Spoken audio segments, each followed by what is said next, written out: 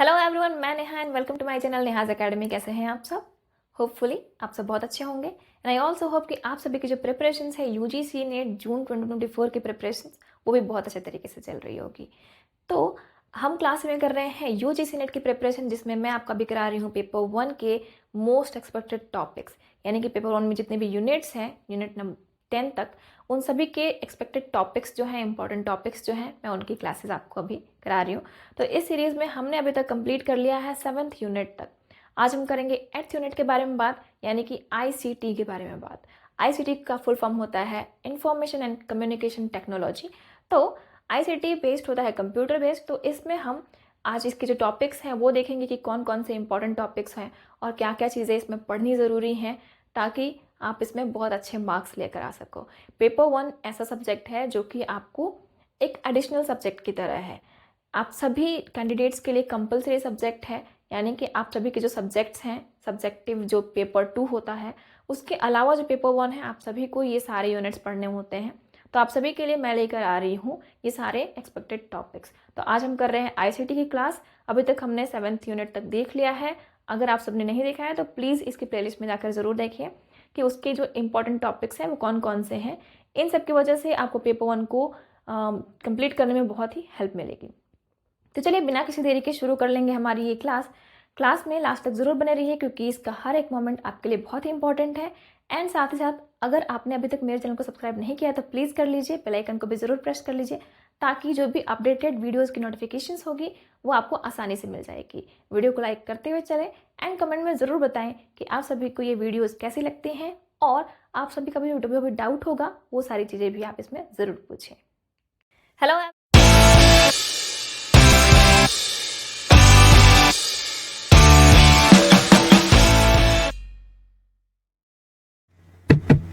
तो चलिए देख लेते हैं हमारे जो आईसीटी की जो क्लास है और इसके जो मोस्ट एक्सपेक्टेड टॉपिक्स हैं वो कौन कौन से होंगे। इससे पहले हम ये जान लेंगे कि आखिर ये एग्जाम जो है यूजीसी नेट जेआरएफ का वो क्या है, एंड इसके बारे में थोड़ी सी जानकारी ले लेते हैं हम। इसलिए मैंने हर एक वीडियो में करके रखी है, तो जो लोग नए हैं इस वीडियो पे उनके लिए बहुत ही ज़रूरी चीज़ें हैं कि इन सब चीज़ों के बारे में जान लें।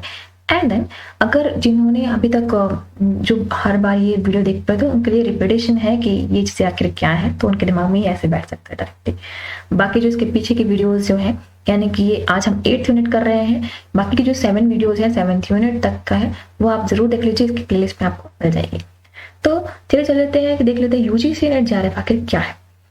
तो यूजीसी यानी कि यूनिवर्सिटी ग्रांट कमीशन, नेट यानी कि नेशनल एलिजिबिलिटी टेस्ट। तो ये एक प्रकार का टेस्ट लिया जाता है जिसको कंडक्ट कराती है एनटीए, यानी कि नेशनल टेस्टिंग एजेंसी। एक टेस्टिंग एजेंसी है जो कि ये टेस्ट कंडक्ट कराती है। इसका फायदा ये होता है कि जो लोग टीचिंग में जो टीचिंग करना चाहते हैं और भी यूनिवर्सिटी लेवल पे टीचिंग करना चाहते हैं, यानी कि कॉलेजेस में टीचिंग करना चाहते हैं, तो उनके लिए बहुत ही बेहतर अपॉर्चुनिटी होती है। और इसके बारे में अगर हम ये कहें कि इस एग्जाम को कर लेने के बाद, इस एग्जाम को क्वालिफाई कर लेने के बाद आप असिस्टेंट प्रोफेसर एंड लेक्चररशिप के लिए एलिजिबल हो जाते हो। तो नेट जो है ये है आपके लिए लाइफ टाइम के लिए रहता है, इसकी वैलिडिटी कभी खत्म नहीं होती। पर जेआरएफ जो आपको दिख रहा है ये स्कॉलर्स लोगों को मिलती है, यानी कि जो लोग बहुत, आपने देखा होगा जो लोग टॉपर होते थे उन्हें कुछ ना कुछ अवार्ड दिए जाते थे, तो इस तरीके से ये जेआरएफ भी जो एक अवार्ड की तरह है। इसकी वैलिडिटी होती है 3 ईयर्स की, यानी कि 3 साल तक की। ये जेआरएफ उन लोगों के लिए बहुत ही फायदेमंद है जो पीएचडी करना चाहते हैं आगे। तो पीएचडी करते वक्त इन्हें स्कॉलरशिप दिया जाता है पूरे 5 ईयर्स के लिए, ठीक है। तो इस तरीके से आप जान सकते हो कि यूजीसी नेट जेआरएफ जो है वो क्या है और इसके क्या फायदे हैं। अब देख लेते हैं कि यूजीसी नेट जेआरएफ, पहली बात ये 83 सब्जेक्ट्स में कंडक्ट कराया जाता है जो कि यूजीसी नेट है। 83 सब्जेक्ट्स में आर्ट्स एंड कॉमर्स की चीजें बस शामिल होती हैं, क्योंकि जो साइंस एंड जो भी मैथ से रिलेटेड जो चीजें होती हैं वो आती हैं CSIR नेट में। मतलब एक और एग्जाम कंडक्ट कराया जाता है CSIR नेट से, जिसको CSIR नेट कहते हैं। ये एग्जाम भी होता है, तो इस एग्जाम को भी एनटीए ही कंडक्ट कराती है। एनटीए बहुत सारे एग्जाम कंडक्ट कराती है। तो ये एग्जाम जो होता है वो साइंस एंड मैथ्स वाले लोगों के लिए होता है। पर बाकी जो ये होता है यूजीसी नेट जो होता है वो 83 सब्जेक्ट्स में आते हैं, और यूजीसी नेट के 2 पेपर होते हैं, पेपर 1 एंड पेपर 2। पेपर 1 जो कि कंपल्सरी होता है, यानी कि जनरल पेपर होता है हर सब्जेक्ट के लिए, यानी कि जितने भी 83 सब्जेक्ट्स हैं उन सभी लोगों के लिए पेपर 1 होता है, जनरल सब्जेक्ट होता है, कंपल्सरी सब्जेक्ट होता है, और इसका सब्जेक्ट होता है 0-0। लेकिन पेपर 2 की अगर बात करें हम, तो पेपर 2 जो होता है सब्जेक्टिव होता है, यानी कि जिस सब्जेक्ट के थ्रू आपने मास्टर्स डिग्री जिसमें आपने 55% या उससे अधिक लिया है, अधिक मार्क्स आपके आए हैं, तो आप एलिजिबल हो इस एग्जाम को देने के लिए। और अभी अभी नया चीज इसमें जुड़ा हुआ है कि बैचलर्स डिग्री जिनकी होगी, जो कि 4 इयर्स की होगी, या फिर 8 सेमेस्टर की जो बैचलर्स डिग्री होगी, और उनका जो रिजल्ट है वो 75% एंड एबव होना चाहिए, तब जाकर के वो इस एग्जाम में बैठने के लिए एलिजिबल हो पाते हैं। एक और चीज चेंज हुई है इस साल यानी कि जून 2024 में, वो है क्या कि इसका जो एग्जाम जो हमेशा ऑनलाइन कंडक्ट कराया जाता था, अब वो ऑफलाइन कंडक्ट कराया जाने लगा है। कुछ दिन पहले की ये न्यूज है, ताकि आप समझ सको कि ये ऑफलाइन कंडक्ट कराया जाने लगा, जिसमें आपको पता होना चाहिए कि ऑफलाइन जब भी आपने अगर दिया हो एग्जाम, अगर नहीं दिया है तो आपको पता होना चाहिए कि इसमें OMR शीट दी जाती है। जिस OMR शीट में आपको क्वेश्चंस के नंबर दिए होते हैं एंड आपको आंसर्स जो दिए रहेंगे उस आंसर को फिल करना होता है। मतलब अगर आपका आंसर ऑप्शन डी है तो आपको डी ऐसे फिल करना है। इस तरीके से आपको OMR शीट में आंसर्स करने पड़ते हैं। तो अब जो पेपर 1 है, ये पेपर 1 जो होता है वो 50 क्वेश्चंस के लिए होता है, यानी कि 100 मार्क्स के लिए होता है। एंड पेपर 2 जो है ये होता है 100 क्वेश्चंस फॉर 200 मार्क्स, यानी कि जितने भी क्वेश्चंस हैं उन सभी पे 2-2 नंबर आपको दे जाते हैं। इसमें कोई नेगेटिव मार्किंग नहीं होती है, यानी कि आप जितना चाहे उतना आंसर्स वो कर सकते हैं। ठीक है, सारे आंसर्स दे दो आप, पर वो भी अच्छे तरीके से। प्लस में ये जो पेपर 1 है ये होता है 1 आवर के लिए, एंड पेपर 2 होता है 2 आवर के लिए। टोटल आपको मिलते हैं 3 घंटे, यानी कि 180 मिनट मिल रहे हैं आपको 150 क्वेश्चंस कंप्लीट करने के लिए। तो इस तरीके से आप जान पा रहे हो कि पेपर 1 क्या है एंड UGC नेट JRF क्या है, और इसमें क्या क्या चीजें होती हैं शामिल, किस तरीके से आपको एग्जाम कंडक्ट कराया जाए, क्या क्या कितने मार्क्स के होते हैं, कितने घंटे का होते हैं, सारी चीजें आपको यहाँ पर मिल गई। अब हम बात करेंगे कि पेपर 1 जो है वो कितने उसके यूनिट्स होते हैं। 10 यूनिट्स होते हैं। तो इन 10 यूनिट्स को पढ़ना आपके लिए जरूरी है। पेपर 1 इसलिए जरूरी है ताकि आप, इसका नाम है आपने देख लिया होगा, general paper on teaching and research aptitude, मतलब कि आपको टीचिंग से रिलेटेड, आप टीचिंग कराने वाले हो तो आपको मालूम होना चाहिए कि टीचिंग क्या होता है और टीचिंग के लिए आपको क्या क्या चीजें जानने की जरूरत है। मतलब कि आप लोगों को टीच कैसे करोगे ये बताता है पेपर 1, एंड पेपर 2 जो है वो बताता है आपको कि आप लोगों को क्या टीच करोगे।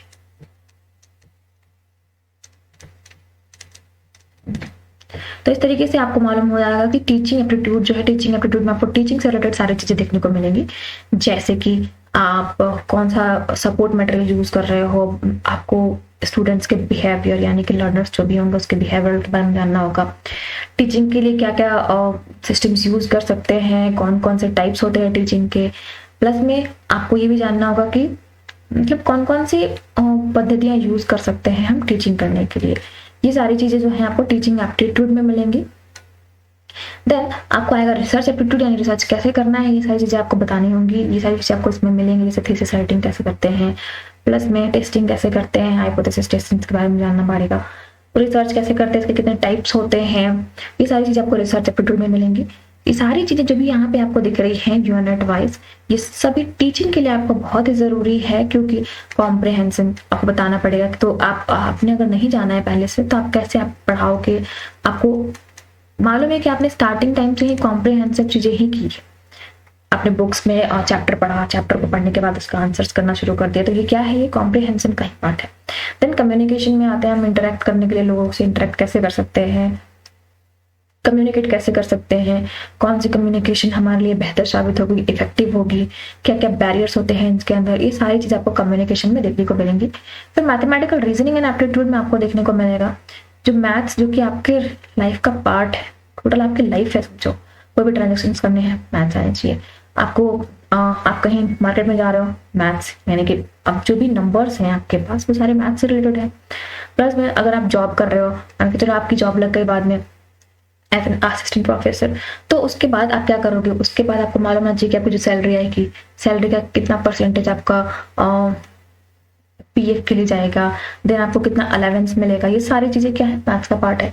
इसी में आपको आता है मैथमेटिकल रीजनिंग, यानी कि वैसा रीजनिंग से रिलेटेड जो भी क्वेश्चंस होते हैं, चैप्टर्स होते हैं, वो सारे जो मैथ से रिलेटेड हो, मतलब जिसको आप कैलकुलेट कर पा रहे हो, तो उसको कहते हैं mathematical reasoning. And mathematical aptitude में आपको बहुत सारे चैप्टर्स करने पड़ते हैं, जैसे कि परसेंटेज हो गया, प्रॉफिट एंड लॉस हो गया, एवरेज हो गया, फ्रैक्शन हो गया, रेशियो एंड प्रोपोर्शंस हो गया, टाइम एंड डिस्टेंस हो गया, ये सारी चीजें और भी बहुत सारे चैप्टर्स हैं इसकी, स्पीड डिस्टेंस हो गया, टाइम एंड वर्क हो गया, ये सारी चीजें आपको कंप्लीट करनी पड़ती है मैथमेटिकल एप्टीट्यूड में। ये आपके मैथमेटिकल एप्टीट्यूड से रिलेटेड है। तो ये सब चीजें जो है ना आपके टीचिंग से रिलेटेड ही है, इसीलिए आप ये सब चैप्टर में शामिल की गई है। फिर लॉजिकल रीजनिंग, तो वैसा रीजनिंग जिसमें मैथ शामिल हो मैथमेटिकल रीजनिंग कहते हैं, और वैसा रीजनिंग जिसमें लॉजिक शामिल हो उसको लॉजिकल रीजनिंग कहते हैं। इसका बहुत ही बेहतरीन एग्जाम्पल जो हर जगह यूज कर सकते हैं आप वो ये है कि कहीं धुआं कहीं भी धुआं है तो इसका मतलब वहां पे आग लगी होगी, मतलब वो लॉजिक लगा रहे हैं कि वहां पे शायद आग लगी तो वहां पे धुआं उठ रहा है। ठीक है, तो इस तरीके से आप लॉजिकल रीजनिंग भी जानते हो। इसमें भी मैंने आपको एक्सपेक्टेड टॉपिक्स जो भी है कराया। फिर हम आएंगे डेटा इंटरप्रिटेशन पे, मतलब कि वैसे कुछ डेटा दिए हुए हैं उसको आपको इंटरप्रेट करना है कि अगर कुछ नंबर्स दिए हुए हैं, मान लो ये मैथमेटिकल का पार्ट होता है, मतलब मैथमेटिकल एप्टीट्यूड के कुछ चैप्टर्स ऐसे होते हैं जो कि डेटा इंटरप्रिटेशन के लिए बहुत ही जरूरी होते हैं। तो इसमें आप कुछ डेटा दिए हुए हैं और उसी से रिलेटेड आपको कुछ क्वेश्चंस कंप्लीट करने होते हैं। तो ये भी लगभग इसमें 5 क्वेश्चंस आपको दिए जाते हैं, जैसे कॉम्प्रिहेंशन में भी 5 क्वेश्चन दिए जाते हैं आपको। तो इस तरीके से आपको डेटा इंटरप्रिटेशन का भी क्वेश्चन सॉल्व करना होता है। इसमें मैथ्स बहुत जरूरी है, मतलब मैथ का अगर आपने मैथमेटिकल एप्टीट्यूड आपने कर लिया तो इसमें कम से कम 3 क्वेश्चंस होते हैं और डेटा इंटरप्रिटेशन में होते हैं 5 क्वेश्चंस, मतलब टोटल 8 क्वेश्चंस, यानी कि 16 नंबर आपको मिल जाएंगे सिर्फ मैथमेटिकल एप्टीट्यूड करके, मैथ्स का करके। ठीक है, फिर आएंगे यूनिट नंबर 8 जो कि आज हम करने वाले हैं इंफॉर्मेशन एंड कम्युनिकेशन टेक्नोलॉजी के बारे में, यानी कि इसमें कंप्यूटर की बहुत सारी भूमिका है, ये पूरा कंप्यूटर बेस्ड है समझो। प्लस में इसमें बहुत सारे ऐसी चीजें हैं जो कि आपके टीचिंग एप्टीट्यूड से भी रिलेटेड आएंगी, जैसे डिजिटल इनिशिएटिव्स, बहुत सारी चीजें ली गई हैं, तो वो टीचिंग एप्टीट्यूड में भी आ सकता है, हायर एजुकेशन सिस्टम में भी आएगा, प्लस में आपको आईसीटी में भी देखने को मिलेगा। बहुत सारी चीजें ऐसी हैं जो बहुत सारे यूनिट में आपको सेम चीजें मिलेंगी, तो ये आपके लिए रिविजन का काम करता है। फिर हम आएंगे यूनिट नंबर 9 जो कि पीपल डेवलपमेंट एंड एनवायरनमेंट, जो कि हम आगे करेंगे। इसमें क्या है, इसमें आपको बहुत सारी स्कीम्स जो कि गवर्नमेंट ने लागू किए हैं, प्लस में अभी तक जो इन्वायरमेंटल इश्यूज हैं यानी पॉल्यूशन के बारे में भी हम देखेंगे, प्लस में कौन कौन से डेवलपमेंट गोल्स हैं ये अभी तक हुए हैं, अभी तक कौन कौन सी चीजें कितने उसके लिमिटेशंस हैं, सस्टेनेबल कैसे बना सकते हैं, ये सारी चीजें जो हैं वो आपको कंप्लीट करनी चाहिए पीपल डेवलपमेंट एंड एनवायरनमेंट में। तो ये सारी चीजें हम नेक्स्ट क्लास में पढ़ेंगे। फिर हायर एजुकेशन सिस्टम जो कि हमारा लास्ट क्लास होगा यूनिट नंबर 10। तो इस क्लास में हम करेंगे कि किस तरीके से एंशिएंट के टाइम से यानी कि काफी पुराने टाइम से लेकर के मॉडर्न टाइम तक जो एजुकेशन की जो सिस्टम रही है, इस सिस्टम के बारे में भी जानना कि क्या क्या सिस्टम्स अभी तक चेंजेस हुए हैं, सिस्टम में क्या क्या आया है नया, किन किन चीज़ों को हटा दिया गया है, सारी चीज़ें पढ़ेंगे हम हायर एजुकेशन सिस्टम में। तो इस तरीके से जो भी यूनिट्स हैं, जो भी 10 यूनिट्स तक कंप्लीट करना है आपको, ताकि आप पेपर 1 कंप्लीट कर पाओ और जो 50 क्वेश्चन है, मैं कहूँगी मैक्सिमम 50 नंबर आप ला सको। तो इसके लिए आपको ये सारी चीजें डीपली पढ़नी पड़ेंगी, क्योंकि सिर्फ नॉर्मल पढ़ाई करके आप कंप्लीट नहीं कर पाओगे। चलते हैं हम देख लेते हैं कि इंफॉर्मेशन एंड कम्युनिकेशन टेक्नोलॉजी को हिंदी में कहते हैं सूचना एवं संचार प्रौद्योगिकी, मतलब कि वैसी टेक्नोलॉजी जिसके तहत आप सूचना एवं संचार कर सकते हो। तो चलिए देख लेते हैं इसके लिए जो एनडीए की साइड पे आपको मिल जाएगा सिलेबस, वो सिलेबस क्या है। सिलेबस में है आपको जानना है आईसीटी के बारे में, जिसमें आपको जनरल एब्रिविएशंस देखने पड़ेंगे एंड टर्मिनोलॉजी पढ़ना पड़ेगा। देन है बेसिक्स ऑफ इंटरनेट पढ़ना है, इंट्रानेट पढ़ना है, email, audio and video conferencing के बारे में जानना है आपको। Digital initiatives in higher education, मतलब कौन कौन से इनिशिएटिव्स लिए गए हैं हायर एजुकेशन की तरफ से, वो भी चीजें पढ़नी पड़ेगी। And then ICT and governance करना है। तो ये सारी चीजें जो है वो आपको मिलेंगी, सिलेबस में दी हुई है, बस इतनी ही चीज है और ये कंप्लीट करनी है आपको आईसीटी के अंदर में। अब इसके अलावा आपको क्या करना है आईसीटी में, वो चीजें मैं बता रही हूँ आपको मोस्ट एक्सपेक्टेड टॉपिक्स की तरफ से। तो वैसे टॉपिक्स जो कि आपको कंप्लीट करना है आप एग्जाम से पहले, वो ये है।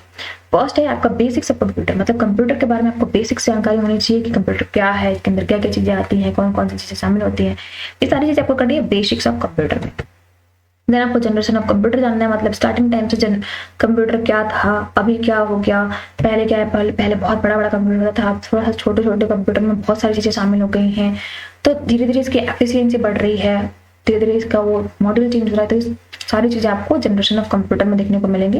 एंड इसी में आपको कंप्लीट करना है इसके नेम वगैरह भी, किसने लॉन्च किया था, ये सारी चीजें। ठीक है, फिर आएंगे हम components of computer, computer components के बारे में जानेंगे, ये भी जरूरी है आपके लिए इंपॉर्टेंट टॉपिक्स में।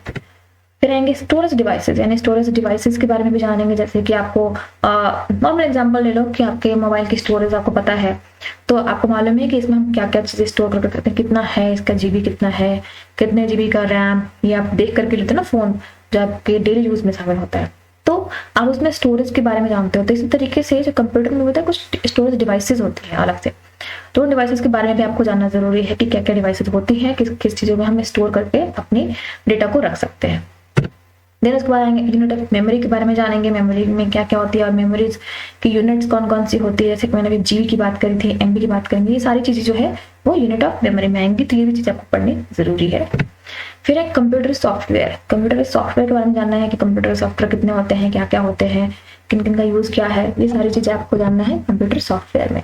फिर बेसिक्स ऑफ इंटरनेट, इंटरनेट जो आप डेली यूज में शामिल कर रहे हो, इंटरनेट के थ्रू हम जो है वो इंटरेक्ट कर पा रहे हैं, तो ये सारी चीजें हम कैसे कर पा रहे हैं, तो बेसिक्स ऑफ इंटरनेट आपको भी जानना जरूरी है। कई बार क्या होता है, हमें सब नॉर्मली सब कुछ पता होता है, पर उसको डीपली अगर हम नहीं जाएंगे तो इसी से रिलेटेड क्वेश्चंस जो है वो आपको आपके लिए गलत हो जाता है। क्यों? आपको मालूम होता है कि अरे ये तो बहुत इजी था लेकिन मैंने कंप्लीट नहीं किया, क्योंकि आपने उसको डीपली नहीं पढ़ा, तो डीपली आपके लिए बहुत ही जरूरी है। देन उसके बाद कंप्लीट करना है इंटरनेट प्रोटोकॉल पढ़ना, आपको कौन कौन से प्रोटोकॉल्स होते हैं इंटरनेट के, ये सारी चीजें आपको कंप्लीट करनी है। फिर मैक पे आ जाएंगे, यानी मीडिया एक्सेस कंट्रोल एड्रेस के बारे में कंप्लीट करेंगे। तो इस तरीके से बहुत सारे टॉपिक्स हैं हमारे पास, और भी टॉपिक्स हैं जैसे कि नेटवर्क टॉपोलॉजी पढ़ना है आपको, मालवेयर पढ़ना है आपको, फ्रॉडुलेंट एक्टिविटीज, बहुत सारी एक्टिविटीज ऐसी होती है जो फ्रॉडुलेंट होती है, यानी फ्रॉड से रिलेटेड होती है, तो भी आपको जानना जरूरी है कि कौन कौन सी एक्टिविटीज ऐसी होती हैं, तो इसके बारे में भी आपको जानना जरूरी है। फिर आपको ये जानना जरूरी है कि ईमेल क्या है और ईमेल कैसे लिखते हैं, क्या क्या चीजें इंपॉर्टेंट होती है, कौन कौन सी चीजें शामिल होती हैं, तो ये सब कुछ आपको जानना जरूरी है। ये सब आपके डेली लाइफ के लिए है, लेकिन फिर भी आपको डीपली पढ़ना चाहिए, तभी आप एग्जाम में अच्छा कर सकते हो। अदरवाइज आपको मालूम है कि जितने भी कॉम्पिटिटर्स आपके लाखों हैं, उन लाखों कॉम्पिटिटर्स में आपको उन 100 की गिनती में आना है, वो एक बनना है जो एग्जाम को क्लियर कर सके, राइट। तो इस तरीके से आपको ये सारी चीजें अच्छे से पढ़नी पड़ेंगी। फिर web browser and search engine के बारे में जानना होगा, आप हर चीज सर्च करते रहते हो पर आपको नहीं पता कि सर्च इंजन में क्या क्या चीजें शामिल होती हैं, किसको क्या कहते हैं। नॉर्मली हर चीज आप देख रहे हो पर किसको क्या कहते हैं ये नहीं पता, फिर बाद में आप कहते हो अच्छा इसको ये कहते हैं, अभी तक तो मुझे पता ही नहीं था। तो ये सारी चीजें आपको तब पता चलेगी जब आप इसको अच्छे से पढ़ लोगे, राइट। तो इस तरीके से बहुत सारे टॉपिक्स जो ऐसे थे जो कि एक्सपेक्टेड टॉपिक्स थे आपके लिए, और आपने कंप्लीटली देखा। फिर एक और लास्ट टॉपिक है हमारा डेटा एंड नंबर सिस्टम, यानी कि नंबर सिस्टम के बारे में जानना, मतलब बाइनरी लैंग्वेज, डेसिमल, जैसे कि आपको पता है कंप्यूटर का लैंग्वेज क्या होता है, तो उससे रिलेटेड आपको ये कंप्लीट करना होगा। तो नंबर सिस्टम भी आपके लिए बहुत ही इंपॉर्टेंट है, ये भी आपको जरूर पढ़ना चाहिए। तो इस तरीके से बहुत सारे आपने देख लिया इंपॉर्टेंट जो भी टॉपिक्स हैं वो क्या क्या हैं और क्या क्या चीजें आपको पढ़नी है और क्या क्या इंपॉर्टेंट है आपके लिए। जो आप एग्जाम देने वाले हो बिल्कुल नॉर्मल सा एग्जाम नहीं है, आपको इसमें कॉम्पिटिटर भी बहुत सारे मिलेंगे और आपको कंप्लीट करना है, क्योंकि एज अ टीचर आप जैसे आप एक स्टूडेंट में सारी क्वालिटीज ढूंढते हो, तो एक स्टूडेंट भी आप में सारी क्वालिटीज जरूर देखना चाहेगा, इसलिए आपको जरूरी है सारी चीजें अच्छे से कंप्लीट करनी। Thank you so much for watching the video अगर अच्छी लगी हो तो प्लीज लाइक करें, शेयर करें एंड कमेंट में जरूर बताएं कि आपको ये सारी वीडियोस कैसी लगी। कमेंट में ये भी पूछिए जो भी टॉपिक से रिलेटेड आपको कोई क्वेश्चन हो, कोई क्वेरीज हो कि ये टॉपिक कंप्लीट करा दो, वो सारी चीजें भी आप कमेंट में जरूर पूछिए, ताकि इससे एक फीडबैक भी मिलता है कि आपने वीडियो पूरी देखी है एंड साथ ही साथ आप इसको कंप्लीटली इससे आपको भी फायदा है कि आप उसको अच्छे से जान सकते हो बेसिक्स के साथ। और बाकी चीजें आप कमेंट के थ्रू भी पूछ सकते हो एंड देन आपने अगर चैनल को सब्सक्राइब नहीं किया तो प्लीज कर लीजिए। Thank you so much for watching the video और आई होप कि आप सबकी प्रिपरेशन बहुत अच्छी चल रही है। So thank you so much, bye bye.